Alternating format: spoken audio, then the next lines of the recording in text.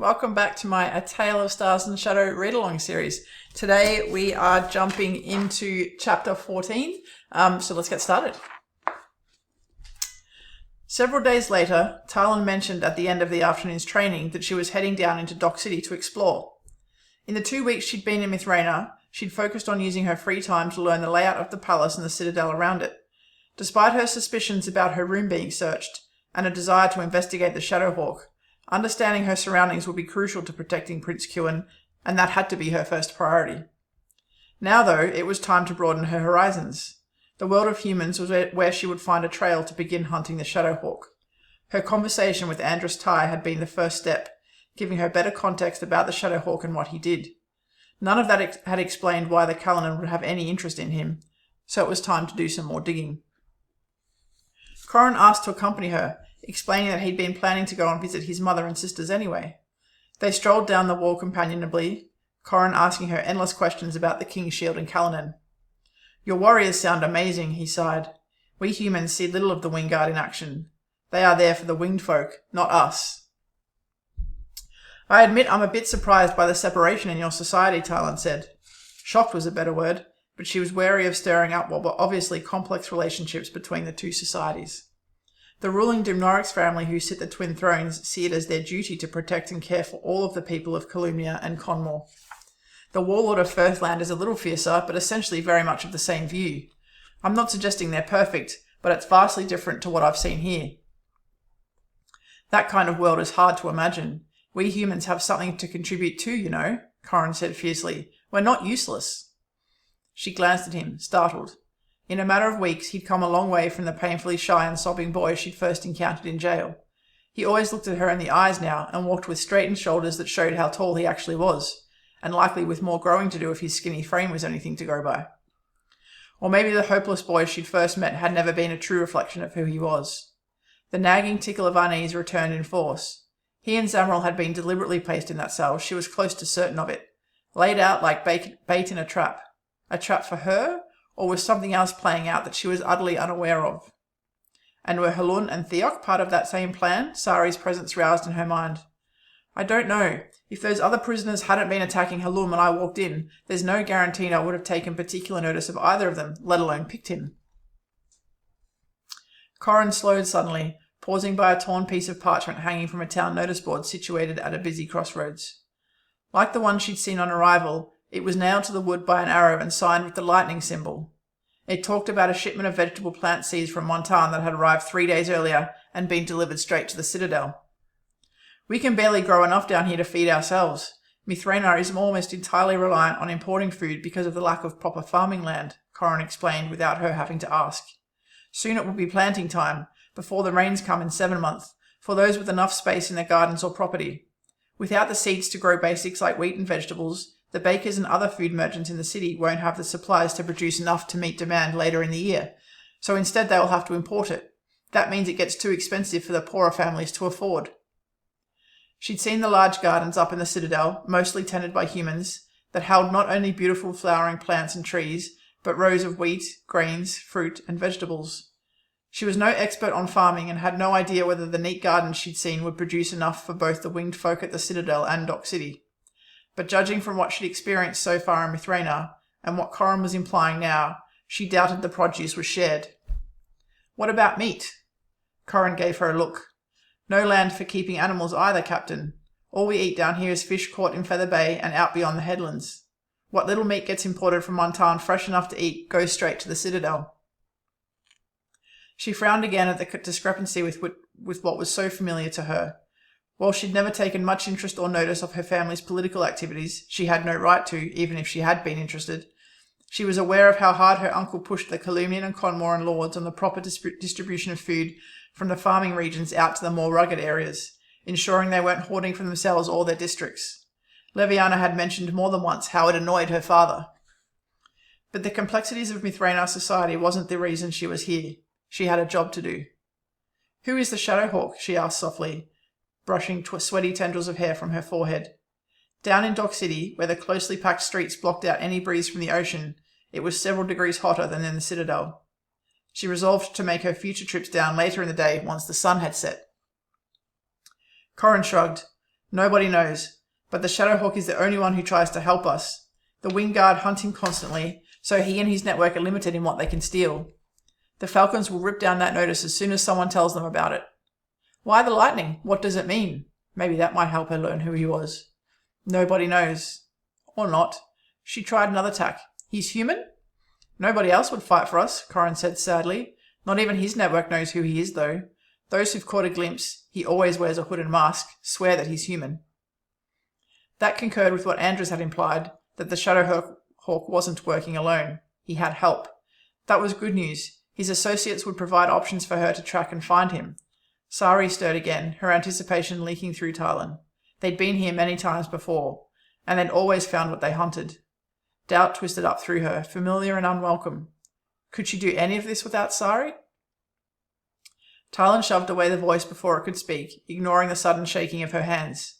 She had to try, even though the prospect of failure was unbearable, because if she didn't try, she would never truly live again. Are you all right, Captain? Corrin asked softly.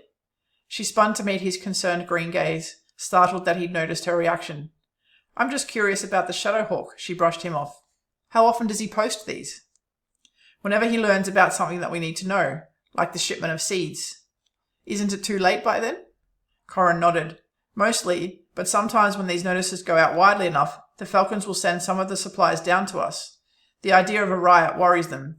The human population is much larger than that of the winged folk. Anything that might affect the Azertia extraction worries them even more. Is that all he does? Put notices up? A test question, to see whether Corrin would tell her the truth. Corrin's gaze flicked away. He acts sometimes. What does that mean? She pushed gently. Sometimes, when he learns of a shipment ahead of time, he'll steal the supplies before they can be offloaded. His network hides them, then distributes them once the furor dies down. If that's true, then I don't understand how the Falcons haven't caught him. Surely they know when their ships are coming in and could lay a trap. Agreeing with Sari, Talyn asked, Isn't it odd for a human to have such good access to information on the Falcons and their activities? He wouldn't have avoided capture all this time without it. Corrin shrugged. I guess so. I never really thought about it. He genuinely didn't seem to know any more than that, so she tried testing him on something else. What happens when he encounters Falcons or City Patrol when he's trying to liberate supplies for Dock City? She asked carefully. Corrin shrugged, deliberately casual. He doesn't kill, Captain. Never? Not once that I'm aware of. He hesitated. He has a deliberate policy against using violence. Everyone knows it. Sometimes the Falcons get hurt, though mostly it's accidental. But when the Falcons catch his network members, they are executed immediately or put to work for a year on the Azertia teams, which in itself is a death sentence. She sighed. Corrin's account matched Andres and it confused her. While clearly a criminal, the Shadowhawk's intentions, at least on the surface, appeared good and very specific to Mithranar. Not to mention he eschewed violence, but had somehow managed to rob multiple ships without being caught. Why did the Callanan care? She had to admit it made her curious about him, and she hadn't been curious in a very long time. Glancing away from the note, she caught the look on Corrin's face as he too looked at it. She touched his arm. I wouldn't support the Shadowhawk out loud, Corrin, not where you are now. His gaze flashed to hers. You don't think what he does is right, Captain? I don't know enough about him or your country to make that judgment. I counsel you for your own safety. You said yourself the Wingguard hunt the Shadowhawk and execute those they catch. If you were to be heard praising him up at the palace, you could be returned to the cells, and I have a feeling I wouldn't be able to do much to stop it. He gave her a terse nod. I understand. Come on, let's keep walking. I want to see where the waterfall flows down into the river. Do you have time to show me how to get there? It's on my way, he said happily, and it's called the Rush. The river, I mean. They stopped for 2 tin cups of what Corrin promised would be the best thing she'd ever drunk. He called it kavhi, and it consisted of a warm, dark liquid stirred with a dash of honey and a pinch of unfamiliar spice. I told you, he beamed when he caught the look on her face after the first sip. It's a human drink. They won't touch it up at the Citadel. It is delicious, she agreed. She'd devoured the whole cup by the time they reached the flowing river which carried the sparkling water from the waterfall out into Feather Bay. The road they were on led to a wide stone bridge arching high over the Rush, but Corrin tugged on her arm when she went to cross it. I'm happy to continue on my own if you want to head to your mother's, she said, wondering if it lay in a different direction. It's not that. You don't want to go over there, Captain, he said uncomfortably. She frowned. Why? That's the poor quarter. It's where most of the city's criminals live. and there are 3 different gangs with territory in there. The patrolmen based there always go out in small groups after dark. He shrugged. Even in daylight, you're likely to lose whatever money you're carrying. That whole area? She waved to the unending sea of roofs spreading away from the east bank of the river out towards the forested eastern headland. Corrin nodded. In population and size, it's almost a quarter of Dock City. Is that where the Shadowhawk lives? I have no idea. Probably. It would be the best place for him to hide, to stay anonymous. He hesitated.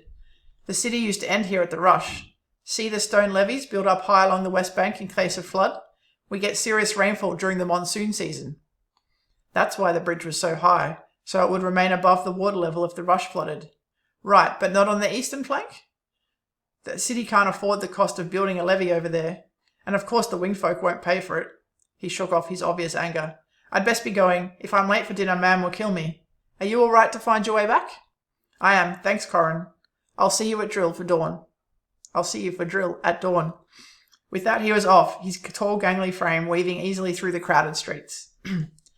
Talyn lingered a few moments longer. It looked harmless enough, the poor quarter, though admittedly run down and obviously poor.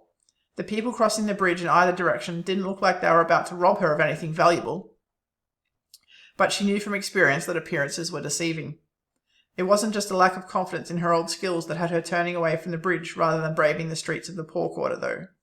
She hadn't struggled with her Callanan work. Arresting and removing criminals from the streets had left her with warm satisfaction. She'd been doing her duty, making the cities and towns safer for the citizens of the Twin Thrones, her people, to live in.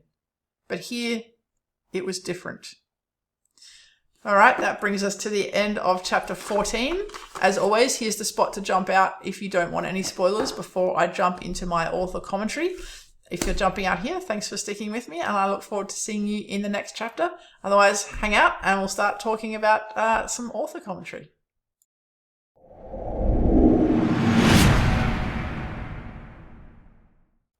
Okay, well, first things first, I kept fiddling with my hair during that reading because it felt like it was falling right in front of my eyes, which I don't think it was.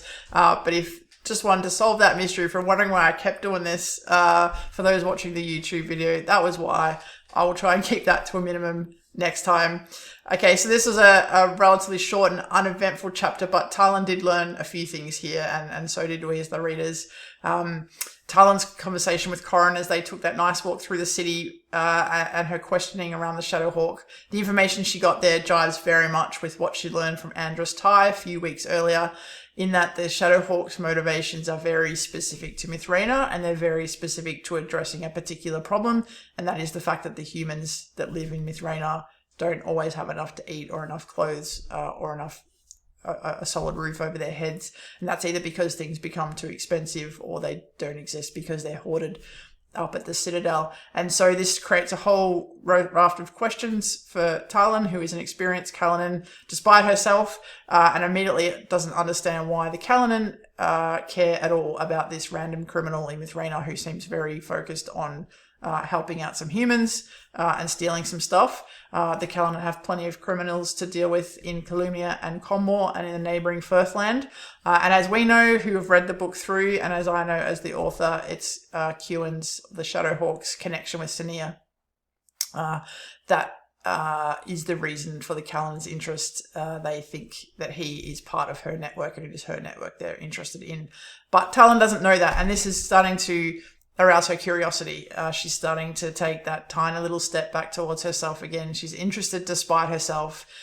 She's starting to feel curious enough to want to answer these questions, and this investigation is becoming something she's more committed to, as opposed to feeling like she's just been sent and almost forced into doing this mission by the First Shield. We get our introduction of Kavhi. For those of you who know me or have seen me write about other things, I'm a major coffee snob, and I try and write coffee into every single series I write. In A Tale of Stars and Shadow, it's Kavhi. So imagine that as coffee with like a slight twist. So in this world, it's with honey and spices, which don't exist in our real world, but I think would be absolutely delicious. So love putting those little tidbits in. Coffee's incredible. Kavhi is. I would love to try it in real life, but I like I said, I have fun putting those little tidbits in. So yeah, we finished the chapter with Talyn learning a little bit more again about how things work in Mithranar, being quite confronted by that, finding it hard to relate to from her experience. It's very different from where she's from, but now that she's settling in, she's starting to take this on a little bit more, start to understand it a little bit better, and start to ask some questions in terms of how it fits in with her mission to keep Prince Kewin safe, but also her mission to hunt the Shadowhawk. So yeah, any questions on this one, please drop them in the comments below. As always, I'd love to answer. Thanks for sticking with me, having a lot of fun. I can't wait to dive into the next chapter. So I will see you soon for that. Have a great day.